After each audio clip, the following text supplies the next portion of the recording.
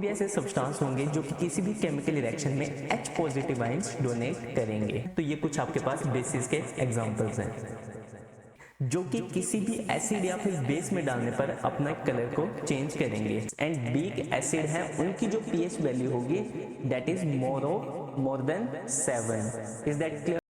Hello friends, welcome back to my YouTube channel study with Lakhan. आज के video में हम कवर करने वाले हैं क्लास 10th का chapter number 1 acids bases and salts.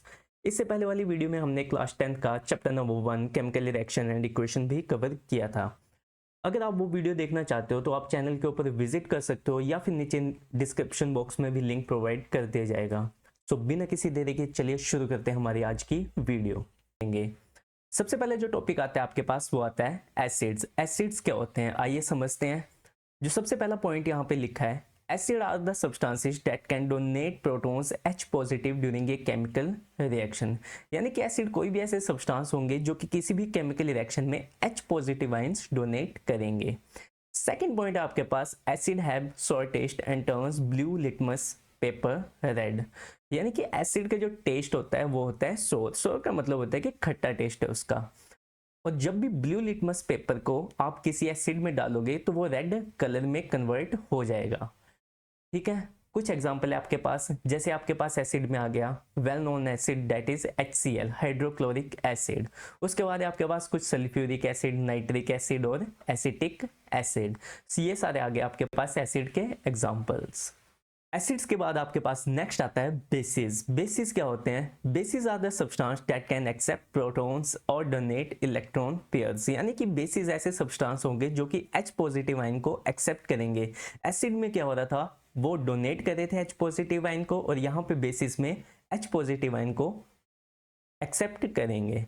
जो सेकंड पॉइंट है आपके पास वो है basis have bitter taste and turn red litmus paper blue. ठीक है, बिल्कुल ही ऑपोजिट एसिड का। एसिड में क्या था, सोर टेस्ट था, यहाँ पे बेसिस में आ गया बिटर टेस्ट। बिटर का मतलब होता है कि कड़वा टेस्ट है उसका। ठीक है, यहाँ पे ये रेड लिटमस पेपर को ब्लू में कन्वर्ट करेगा। ठीक है, कुछ आपके पास बेसिस के भी यहाँ पे एग्जांपल है, जैसे NaOH sodium hydroxide, calcium hydroxide, potassium hydroxide and ammonium hydroxide. ठीक है, तो ये कुछ आपके पास बेसिस के एग्जांपल्स हैं। सो यहाँ पे जो नेक्स्ट आता है आपके पास सम नेचुरली अकरिंग एसिड। सो ये टेबल भी आपने जरूर लर्न करना है क्योंकि इस टेबल में से MCQ में भी बहुत बार क्वेश्चन पूछे गए हैं। तो आइए वन बाय वन इनको देखते हैं। तो विनेगर है सबसे पहले आपके पास। ठीक है, तो विनेगर में कौन सा एसिड प्रेजेंट होता है, वो होता है एसिटिक एसिड। ठीक है, उसके बाद ऑरेंज। ऑरेंज आपने खाया होगा, ऑरेंज में कौन सा एसिड होता है, सिट्रिक एसिड। यानी कि जब भी आप ऑरेंज खा रहे हो तो इसका मतलब आप सिट्रिक एसिड इनटेक कर रहे हो। उसके बाद आपके पास टमेरिन। टमेरिन में कौन सा एसिड होता है, टार्टरिक एसिड।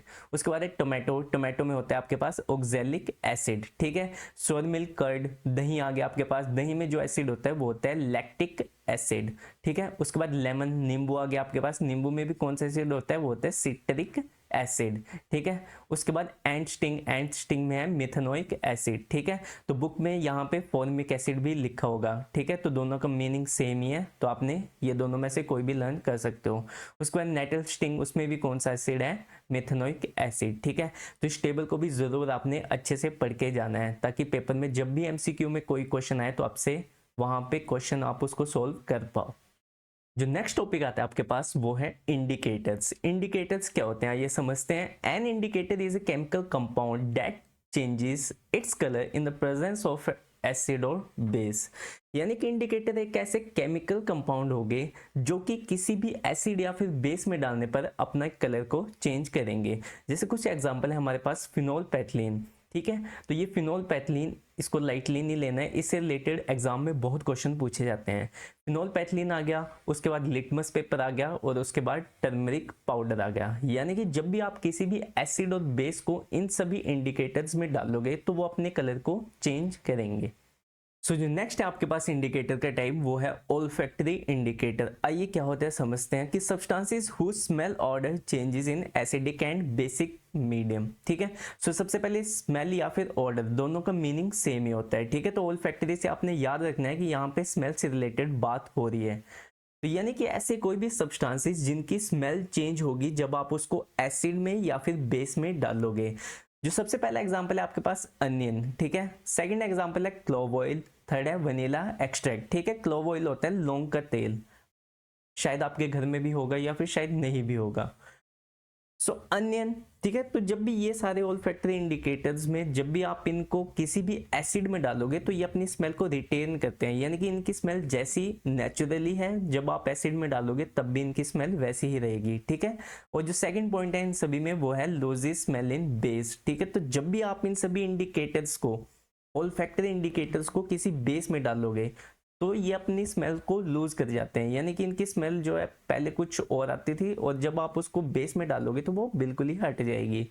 सो ये होते हैं आपके पास ऑल्फैक्टरी इंडिकेटर्स। जो नेक्स्ट टॉपिक आता है आपके पास वो आता है केमिकल प्रॉपर्टीज ऑफ एसिड, यानी कि एसिड की हम कुछ केमिकल प्रॉपर्टीज को अंडरस्टैंड करेंगे, जिसमें कि सबसे पहले आपके पास reaction of acid with metals, यानी कि मेटल्स की रिएक्शन एसिड के साथ कैसे होती है। सो यहाँ पे लिखा the metal displaces hydrogen atom from the acid as hydrogen gas, यानी कि मेटल कैसे डिस्प्लेस करेगा एसिड में, मेटल डिस्प्लेस कर देगा हाइड्रोजन एटम को, कैसे, एज ए हाइड्रोजन गैस, यानी कि सिंपली कहें तो हाइड्रोजन गैस वहां से रिमूव हो जाएगी and form A compound cold salt, ठीक है। तो वहां पे एक कंपाउंड फॉर्म हो जाएगा जिसे बोलते हैं सोल्ट, ठीक है। तो यहाँ पे आप क्लियरली देख सकते हो एसिड और मेटल का रिएक्शन हमारे पास आ गया, simply salt plus hydrogen gas वहां से रिमूव हो गई। आइए इसको एक्टिविटी के साथ समझने की कोशिश करते हैं। ये आपके पास एनसीईआरटी बुक में एक एक्टिविटी है, ठीक है। तो एक्टिविटी में आप क्लियरली देख सकते हो यहाँ पे हमने क्या करना है, सबसे पहले कुछ जिंक ग्रेन्यूल्स ले लेने हैं। ग्रेन्यूल का मतलब होता है स्मॉल पीसेस ऑफ जिंक, ठीक है। उसमें आपने क्या करना है, डाइल्यूट सल्फ्यूरिक एसिड डाल देना है, ठीक है। सबसे पहले जिंक के ग्रेन्यूल्स लिए, ठीक है, उसमें क्या करा आपने, सल्फ्यूरिक एसिड डाल दिए। तो वहां पे जो रिएक्शन हुई वो कैसे हुई, जिंक प्लस सल्फ्यूरिक एसिड में क्या बनेगा हमारे पास, सबसे पहले जो हाइड्रोजन गैस है वो आप देख सकते हो क्लियरली यहाँ से बाहर आ जाएगी, ठीक है। यहाँ पे एक डिलीवरी ट्यूब लगी है तो यहाँ से होके ये नीचे हमारे पास एक सोप सोल्यूशन है वहां पे आ जाएगी। तो वहां पे उसके बाद क्या होगा, जो हाइड्रोजन के एटम्स हैं, ठीक है, हाइड्रोजन जो गैस है वो ऊपर आ जाएगी, ठीक है। तो यहाँ पे आप क्लियरली देख सकते हो ये बबल फॉर्म हुए हैं, ये किस चीज के फॉर्म हुए हैं, हाइड्रोजन गैस के। और हमने चैप्टर 1 में पढ़ी थी एक चीज, पॉप साउंड टेस्ट, यानी कि हाइड्रोजन गैस को टेस्ट करने के लिए हम एक पॉप साउंड टेस्ट करते हैं। जिस टेस्ट में क्या होता है, आप क्या करोगे, एक burning candle near the hydrogen gas bubble के पास लेके आओगे, ठीक है, जैसे इस फिगर में शो की गई है, ठीक है। तो जब भी आप बर्निंग कैंडल को हाइड्रोजन गैस के बबल के साथ लेके आओगे तो वहां पे पॉप साउंड क्रिएट होगी। So this is the test of hydrogen gas with pop sound, ठीक है। तो यहाँ पे क्या होगा, zinc plus sulphuric acid gives rise to zinc sulphate and hydrogen, ठीक है। तो यहाँ पे आपके पास रिएक्टिविटी सीरीज है। रिएक्टिविटी सीरीज में हाइड्रोजन के ऊपर जितने भी एटम हैं, एलिमेंट्स हैं, ये सारे क्या कर देते हैं, हाइड्रोजन गैस को डिस्प्लेस कर देते हैं और हाइड्रोजन गैस वहां से बाहर आ जाती है। इज दैट क्लियर, ठीक है। तो ये एक्टिविटी बेसिकली आप देखें तो ये रिएक्शन कौन सा है हमारे पास, डिस्प्लेसमेंट रिएक्शन, जो कि हमने चैप्टर 1 में पढ़ा था। Is that clear. सो जो नेक्स्ट टॉपिक आता है आपके पास वो है how do metal carbonate and metal hydrogen carbonate react with acid, यानी कि मेटल कार्बोनेट और मेटल हाइड्रोजन कार्बोनेट एसिड के साथ कैसे रिएक्ट होंगे। सो यहाँ पे लिखा है all metal carbonate and metal hydrogen carbonate react with acid to give corresponding salt, carbon dioxide and water, यानी कि जब भी मेटल कार्बोनेट या फिर मेटल हाइड्रोजन कार्बोनेट एसिड के साथ रिएक्ट होंगे तो प्रोडक्ट में जो चीजें आएंगी वो आएंगी हमारे पास salt, carbon dioxide and water, ठीक है। सो यहाँ पे एग्जांपल है हमारे पास, जिसमें कि सबसे पहला एग्जांपल है आपके पास मेटल कार्बोनेट का। मेटल है यहाँ पे हमारे पास सोडियम, कार्बोनेट है CO3। जब हमने उसको HCl यानी कि हाइड्रोक्लोरिक एसिड के साथ रिएक्ट करवाया तो हमारे पास जो प्रोडक्ट बना वो बना सबसे पहले सोल्ट। सोल्ट कौन सा बना, यहाँ पे NaCl प्लस हमारे पास वाटर और CO2 बाहर निकल गए, यानी कि 3 प्रोडक्ट आए हमारे पास, salt, water and carbon dioxide. जो सेकंड एग्जांपल है हमारे पास वो है हमारे पास NaHCO3, यानी कि metal hydrogen carbonate. Metal again हमारे पास यहाँ पे सोडियम है, hydrogen is H, CO3 is your carbonate. जब हमने इसको एसिड HCl के साथ रिएक्ट करवाया तो हमारे पास जो प्रोडक्ट फॉर्म हुआ सेम प्रोडक्ट फॉर्म हुआ, यहाँ पे भी सोल्ट बनेगा, कार्बन डाइऑक्साइड बनेगी और वाटर बनेगा। सो ये रिएक्शन भी आपने बिल्कुल लर्न कर लेने हैं, ठीक है। तो चैप्टर 1 में आपने एक चीज पढ़ी होगी लाइम वाटर। लाइम वाटर क्या था हमारे पास, CaOH2, ठीक है, तो हमने इस लाइम वाटर में जब कार्बन डाइऑक्साइड को पास करवाया तो हमारे पास जो रिजल्ट फॉर्म हुआ वो बना CaCO3। CaCO3 के हमारे पास व्हाइट प्रेसिपिटेट फॉर्म हुए। प्रेसिपिटेट क्या होते हैं हमारे पास? Insoluble substance. CaCO3 क्या होता है हमारे पास? Calcium carbonate, calcium carbonate. ठीक है, साथ में हमारे पास यहाँ पे वाटर रिलीज हो गया। अगेन रिएक्शन में आपने क्या करवाना है, जब CaCO3 यानी कि कैल्शियम कार्बोनेट में जब हमने एक्सेस ऑफ कार्बन डाइऑक्साइड डाली, ठीक है, एक्सेस ऑफ कार्बन डाइऑक्साइड डालनी है, यानी कि कार्बन डाइऑक्साइड जो है इस बार हमने ज्यादा अमाउंट में डालनी है, साथ ही साथ में वाटर लेना है। ठीक है, तो जो प्रोडक्ट फॉर्म बनेगा हमारे पास वो क्या बनेगा? कैल्शियम हाइड्रोजन कार्बोनेट, यानी कि CaHCO3 होल ट्वाइस। क्लियर है? सो ये क्या है? एक सोल्यूबल इन वाटर, यानी कि यहाँ पे एक एक्वा सॉल्यूशन बन रहा है जो कि वाटर में सोल्यूबल है। ठीक है, साथ ही साथ में कुछ पॉइंट्स हैं आपके पास, जैसे limestone, chalk and marble are the different form of calcium carbonate, यानी कि ये कैल्शियम कार्बोनेट में जो हमारे पास चीजें हैं वो है लाइमस्टोन है, एक चोक है और एक मार्बल है। क्लियर है? सो ये सारे पॉइंट्स भी आपने याद रखने हैं, पेपर में ये पॉइंट्स बार बार पूछे गए हुए हैं। जो नेक्स्ट टॉपिक आपके पास वो है how do acids and bases react with each other, यानी कि एसिड और बेसिस आपस में कैसे रिएक्ट करते हैं। तो यहाँ पे लिखा है an acid and the base react with each other to give salt and water, यानी कि एसिड और बेसिस आपस में जब रिएक्ट करेंगे तो प्रोडक्ट में हमारे पास जो फॉर्म होगा वो क्या बनेगा? Salt and water. This reaction is also known as neutralisation reaction. So ये भी एक इंपॉर्टेंट पॉइंट है, ये भी आपने याद रखना है। इस रिएक्शन को क्या बोलते हैं? और न्यूट्रलाइजेशन रिएक्शन। यहाँ पे आपके पास एग्जांपल के साथ लिखा है, हमने क्या करा, एक बेस लिया हमारे, हमने यहाँ पे NaOH का एग्जांपल, NaOH बेस आ गया, HCl आपके पास एसिड आ गया, जो प्रोडक्ट फॉर्म होगा वो बनेगा सोल्ट। सोल्ट बन गया यहाँ पे NaCl is your sodium chloride, water is your H2O। ठीक है, यानी कि एसिड और बेस का जब रिएक्शन करवाएंगे तो हमारे पास जो प्रोडक्ट फॉर्म होगा वो बनेगा सोल्ट बनेगा एक, और एक बनेगा water. So this is the reaction of acid and base when they are react with each other. So जो नेक्स्ट टॉपिक है आपके पास, reaction of metal oxide with acid, यानी कि मेटल ऑक्साइड्स और एसिड आपस में कैसे रिएक्ट करेंगे।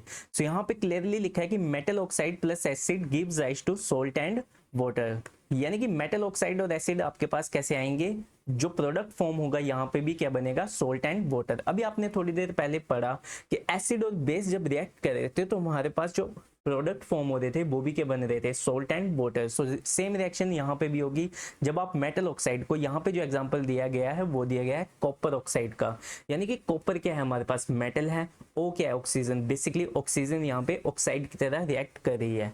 सो कॉपर ऑक्साइड आ गया हमारे पास, साथ ही साथ में एसिड। एसिड क्या है? बेसिकली HCl ले लिया हमने। ठीक है, तो कॉपर ऑक्साइड और HCl के रिएक्शन में हमारे पास जो प्रोडक्ट फॉर्म हुआ वो बना कॉपर क्लोराइड, जिसे बोलते हैं CuCl2।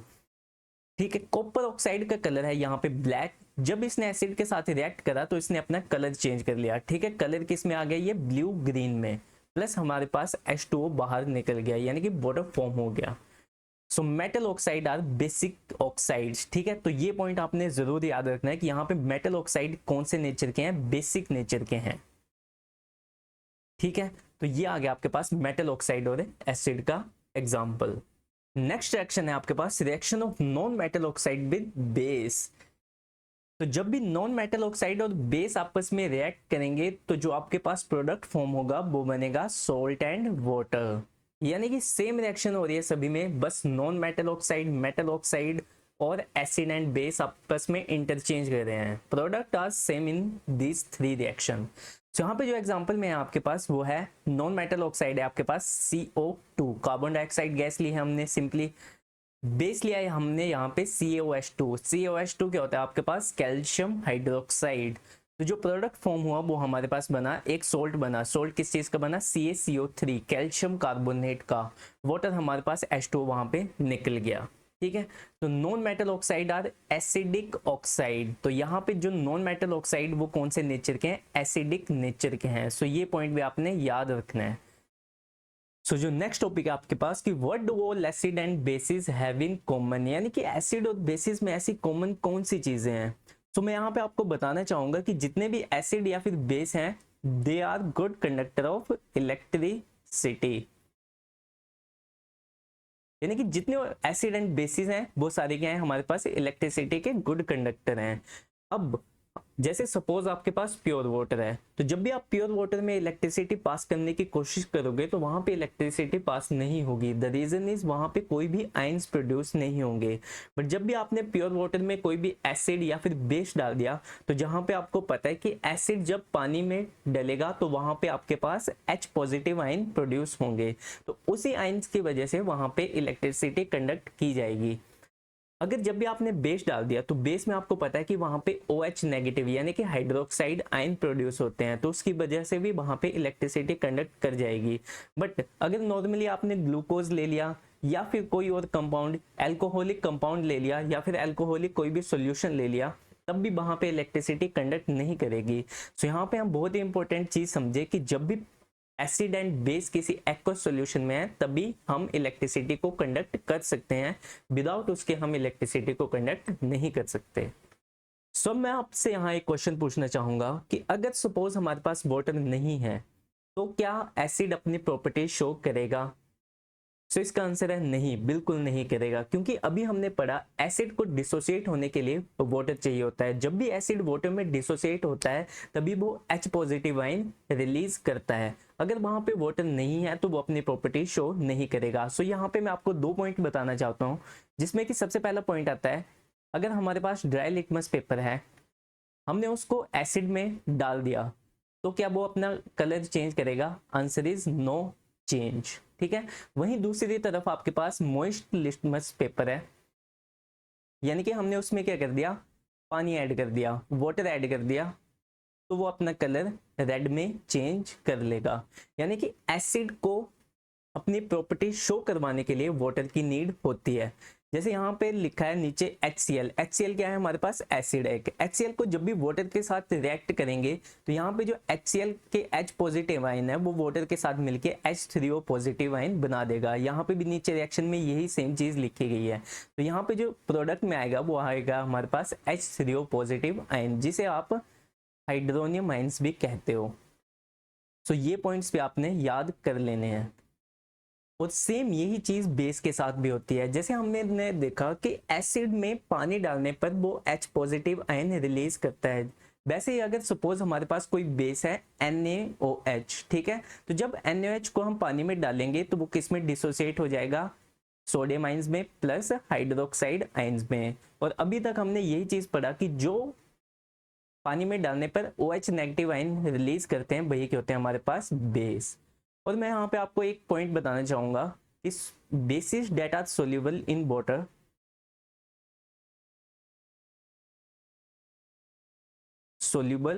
Water called alkalis. So ये पॉइंट भी आपने याद रखना है। यानी कि बेसिस, ऐसे बेसिस जो कि पानी में सोल्यूबल हो जाते हैं, उनको हम एल्कलीज कहते हैं। सो अभी मैंने आपको पढ़ाया कि but happen to base in a water solution. अगर आपको इसकी थ्योरी पढ़नी है तो आप यहां से पढ़ सकते हो। जो नेक्स्ट आता है आपके पास, the acid must always be added slowly to a water with constant stirring. यानी कि हमेशा ऐसा ही क्यों होता है, हम पानी में एसिड मिलाते हैं, एसिड में पानी क्यों नहीं मिला सकते? द रीजन इज सिंपल कि जब भी आप एसिड में डायरेक्ट वाटर मिला देते हो तो वहां पे जो रिएक्शन है that is your highly exothermic, यानी कि वहां पे बहुत ज्यादा अमाउंट में हीट प्रोड्यूस हो जाएगी। सो इसी रीजन को अवॉइड करने के लिए, आपका ग्लास कंटेनर वहां पे ब्रेक ना हो, इसी रीजन को अवॉइड करने के लिए हम हमेशा पानी में एसिड मिलाते हैं, और वो भी कांस्टेंट स्टिरिंग के साथ ड्रॉप वाइज में। सो ये पॉइंट भी आपने याद रखना है, ये क्वेश्चन भी पेपर में पूछा गया है। जो नेक्स्ट टॉपिक आता है आपके पास वो आता है हाउ स्ट्रॉन्ग एसिड और बेस सॉल्यूशन, यानी कि एसिड और बेस सॉल्यूशन कितने स्ट्रॉन्ग हो सकते हैं। उससे पहले आइए कुछ इंपॉर्टेंट टर्म्स पढ़ लेते हैं, जैसे कि स्ट्रॉन्ग एसिड, स्ट्रॉन्ग बेस,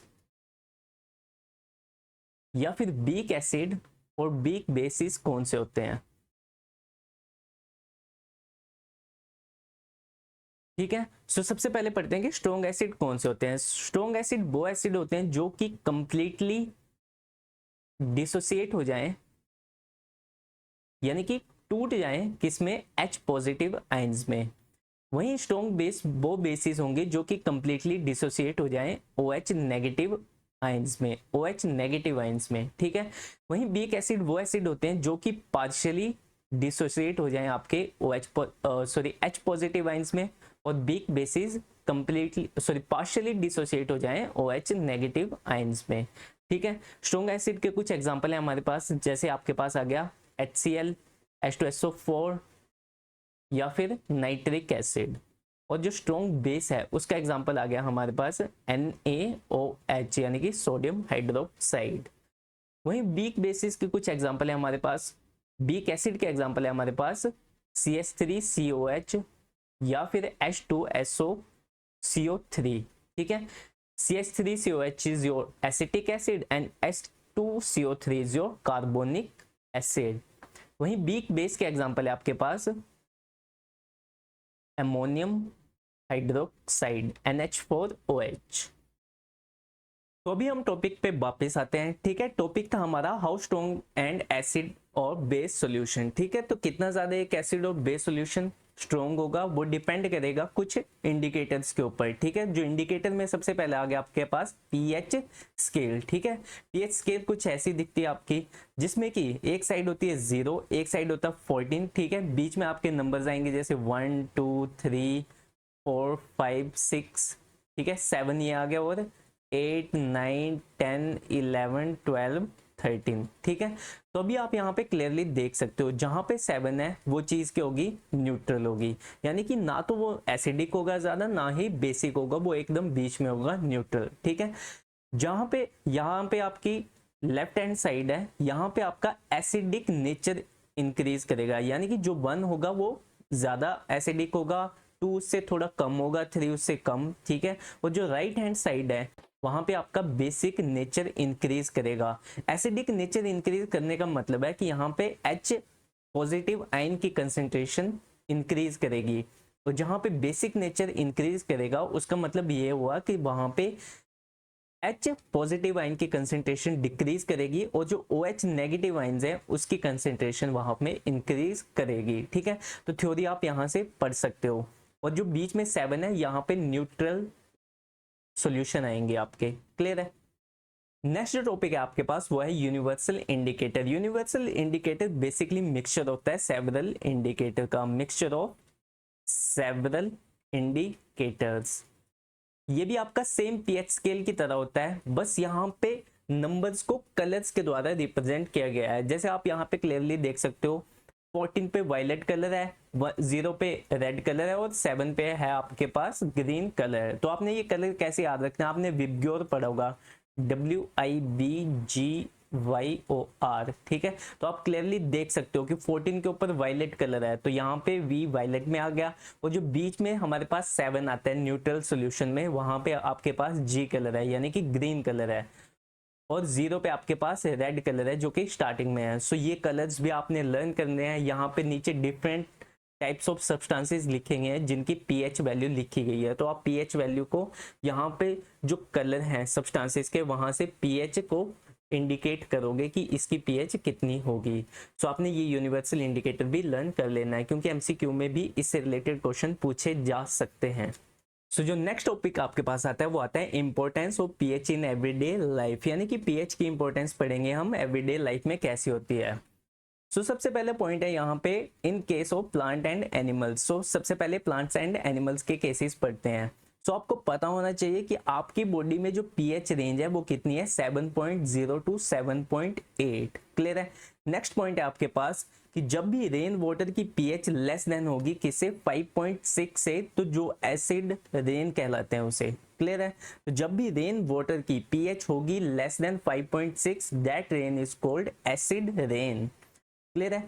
अब वही एसिड रेन जब रिवर में फ्लो करती है तो उसकी पीएच रेंज लोअर हो जाती है, उसकी वजह से ही क्या होता है, एक्वाटिक लाइफ की जो एक्वाटिक लाइफ होती है वहां पे वो डिफिकल्ट हो जाती है उनके लिए सर्वाइव करना।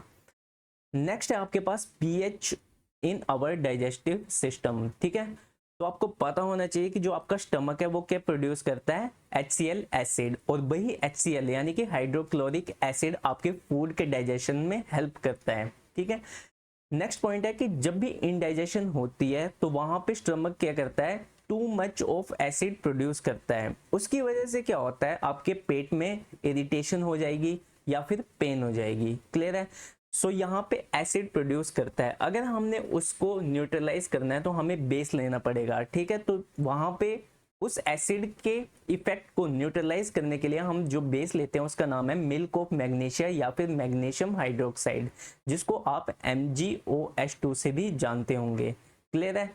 तो ये सब कुछ पॉइंट्स हैं जो कि आपको पता होने चाहिए। सो जो नेक्स्ट इंपॉर्टेंस आ गई पीएच की, वो आ गई in case of tooth decay. So जब भी आपकी माउथ में पीएच का लेवल लेस देन होगा 5.5 से, तो आपके माउथ में टूथ डिके स्टार्ट हो जाएगा। सेकंड पॉइंट है आपके पास tooth enamel. Tooth enamel basically जो टीथ होते हैं उसके आउटर मोस्ट वाली लेयर को कहते हैं। ठीक है, यही हमारी बॉडी का हार्डेस्ट सब्सटेंस होता है। तो जब भी आप खाना खाते हो तो खाना खाने के बाद क्या होता है, आपके माउथ में कुछ बैक्टीरिया रह जाते हैं। तो जो बेस्ट वे है प्रिवेंट करने का वो है कि जब भी आप खाना खाते हो उसके बाद अपने माउथ को क्लीन कर लो। ठीक है, तो जो भी हम टूथपेस्ट यूज करते हैं बेसिकली वो बेसिक नेचर की होती है। सो जो हमारे माउथ में एक्सेस ऑफ एसिड होता है वो उसके इफेक्ट को न्यूट्रलाइज कर देती है। So this is all about your tooth decay. Second है आपके पास in case of ant sting. तो जब भी बी या फिर एंट स्टिंग होती है तो वहां पे वो मिथेनोइक एसिड रिलीज कर देता है। ठीक है, उसकी वजह से हमारे बॉडी में क्या होता है, पेन एंड इरिटेशन, जहां पे भी आपको बी ने स्टिंग करा है या फिर एंट ने स्टिंग करा है। सो उसके इफेक्ट को ही न्यूट्रलाइज करने के लिए हम बेकिंग सोडा का यूज करते हैं ताकि जो पेन एंड इरिटेशन है वो कम हो जाए। Is that clear? नेक्स्ट है आपके पास पीएच ऑफ सोल्ट। ठीक है, तो कुछ सोल्ट है इनकी पीएच भी आपको याद करनी है। जैसे सबसे पहले स्ट्रॉन्ग एसिड एंड जो स्ट्रॉन्ग बेस होंगे उनकी जो पीएच वैल्यू होगी डेट इज इक्वल टू 7, और जो आपके पास strong acid and weak base होंगे उनकी पीएच वैल्यू होगी लेस देन 7, और जो आपके पास strong base and weak acid हैं उनकी जो पीएच वैल्यू होगी that is more than 7। Is that clear? बाद में आते हैं आपके पास केमिकल्स फ्रॉम कॉमन सोल्ट। ठीक है, तो एक सोल्ट बेसिकली फॉर्म कैसे होता है वो पढ़ते हैं पहले।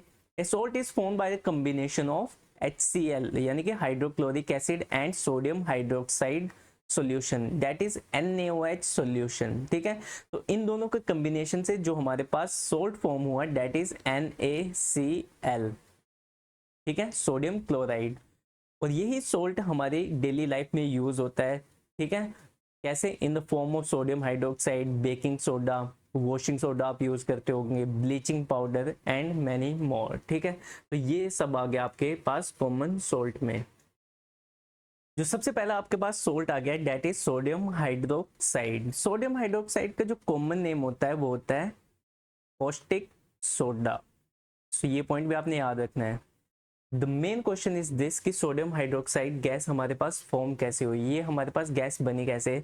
सो आपकी बुक में एक प्रोसेस है क्लोर एल्कली प्रोसेस। इस प्रोसेस से हम समझेंगे कि हमारे पास सोडियम हाइड्रोक्साइड गैस कैसे बनी।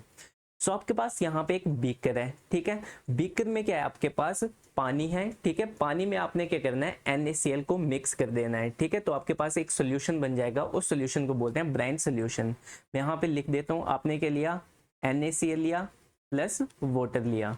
इस सॉल्यूशन को बोलेंगे हम ब्राइन सॉल्यूशन।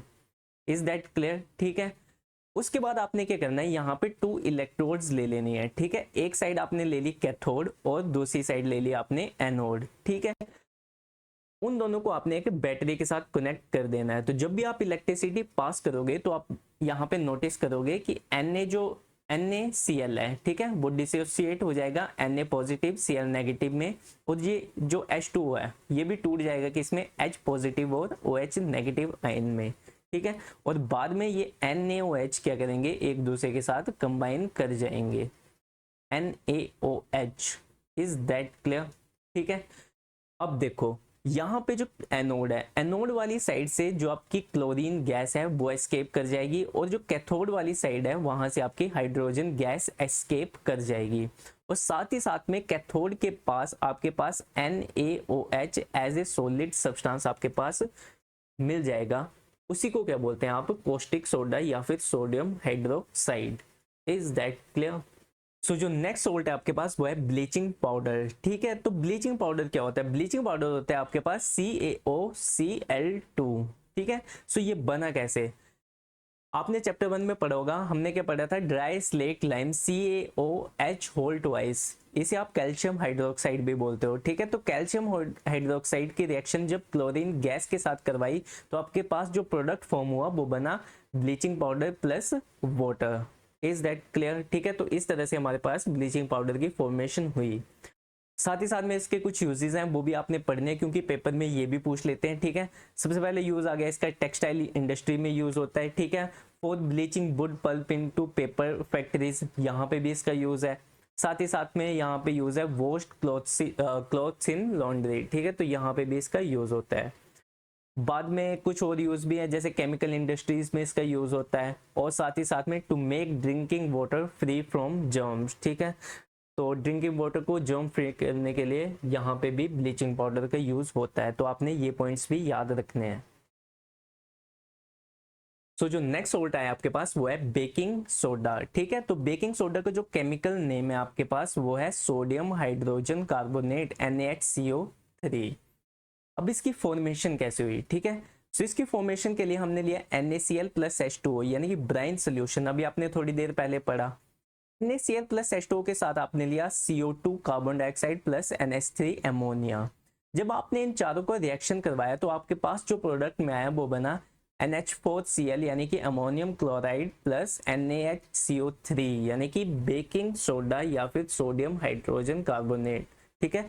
सो इसी तरह से आपके पास बेकिंग सोडा फॉर्म हुआ।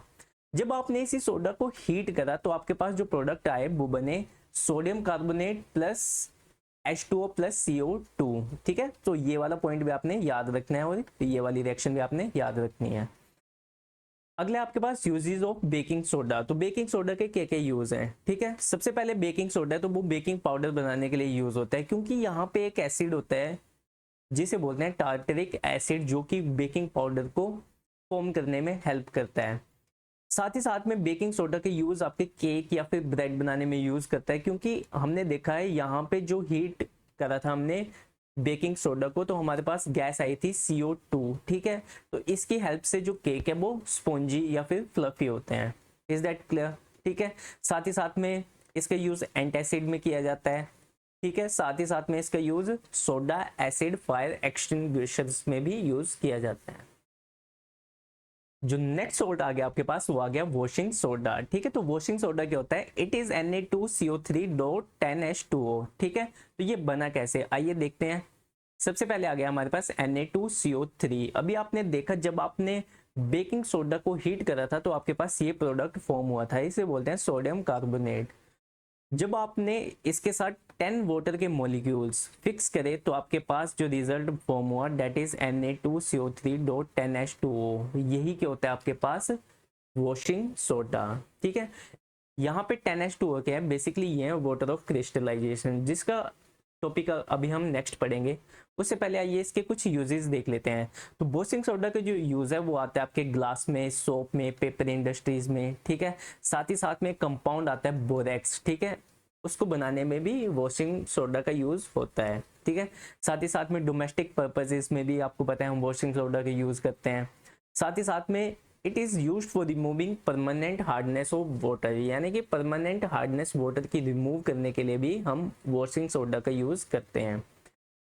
नेक्स्ट टॉपिक है आपके पास water of crystallisation. Water of crystallisation क्या होता है, आइए देखते हैं definition. The water of crystallisation is the fixed number of water molecules present in one formula of a salt, ठीक है। यानी कि किसी भी एक सॉल्ट में fix number of water molecules present हो तो उस fix number of water molecules को बोल देते हैं हम वाटर ऑफ क्रिस्टलाइजेशन। जैसे यहाँ पे आपके पास एग्जांपल है CuSO4.5H2O, ठीक है। अगर हमने CuSO4.5H2O को हीट करा तो हमारे पास क्या आ जाएगा, CuSO4 प्लस 5H2O, ठीक है। तो CuSO4 का कलर पहले क्या था, ब्लू था, ठीक है। बाद में क्या हो जाएगा, ये कलर लेस हो जाएगा, ठीक है। तो अभी आपने चीज नोटिस करी कि जब इसके पास वाटर के मॉलिक्यूल्स थे, यानी कि जब ये अपने हाइड्रेटेड फॉर्म में था या फिर हाइड्रस फॉर्म में था, तब इसका कलर था ब्लू, ठीक है। जैसे हमने हीट करा तो हीट करने के बाद क्या हुआ, वाटर ऑफ क्रिस्टलाइजेशन में जो वाटर है ठीक है, वो क्या कर जाएगा, वहां से इवेपोरेट हो जाएगा, वहां से रिमूव हो जाएगा और हमारे पास सिंपली कॉपर सल्फेट आ जाएगा, यानी कि ये एक अनहाइड्रेट स्टेट में आ गया विदाउट वाटर। जो इसका कलर होगा वो कलरलेस में चेंज हो जाएगा और 5H2O ये रिमूव हो जाएंगे। ठीक है, तो किसी भी एटम के साथ अगर आप देखोगे या फिर किसी भी मॉलिक्यूल के साथ अगर आप देखोगे कि ये वाटर के मॉलिक्यूल प्रेजेंट है, इट मीन्स कि वो नंबर क्या है हमारे पास, वाटर ऑफ क्रिस्टलाइजेशन। जो नेक्स्ट एंड लास्ट टॉपिक आता है आपके पास वो आता है प्लास्टर ऑफ पेरिस। ठीक है, प्लास्टर ऑफ पेरिस को आप पीओपी भी कहते हो। इसका जो केमिकल नेम है वो है आपके पास कैल्शियम सल्फेट हेमीहाइड्रेट। ठीक है, हेमी का मतलब होता है हाफ। तो ये फॉर्म कैसे हुआ, सबसे पहले आया हमारे पास जिप्सम, CSO4 2H2O।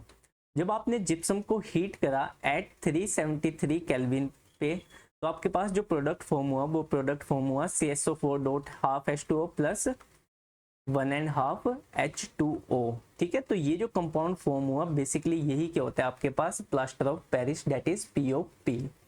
साथ ही साथ में इसके कुछ यूजेस हैं। ठीक है, जो सबसे पहले यूज है कि it is used by the doctors as plaster for spotting fracture bone in the right position. ठीक है, तो जब भी किसी की बोन फ्रैक्चर हो जाती है तो डॉक्टर POP का यूज करते हैं प्लास्टर चढ़ाने के लिए, ताकि जो बोन है वो उसकी राइट पोजीशन में ही रहे। ठीक है, सेकंड यूज है इसका for making toys, material for decoration या फिर मेकिंग सरफेसेस स्मूथ। ठीक है, तो ये सारे उसके कुछ यूजेस हैं, ये भी आपने याद कर लेने हैं। इसी के साथ एंड करते हैं हमारे आज की वीडियो। इस वीडियो को मैंने 2 पार्ट में डिवाइड किया है। फर्स्ट पार्ट में हमने एनसीईआरटी की कंप्लीट एक्सप्लेनेशन पढ़ी, नेक्स्ट पार्ट में हम इससे रिलेटेड कुछ इंपॉर्टेंट क्वेश्चंस भी पढ़ेंगे। उम्मीद करता हूँ आपको वीडियो पसंद आई होगी। अगर वीडियो पसंद आई है तो वीडियो को लाइक करें, कमेंट करें, चैनल को सब्सक्राइब करें। जल्दी मिलते हैं हम अपनी नेक्स्ट वीडियो के साथ, तब तक के लिए बाय बाय।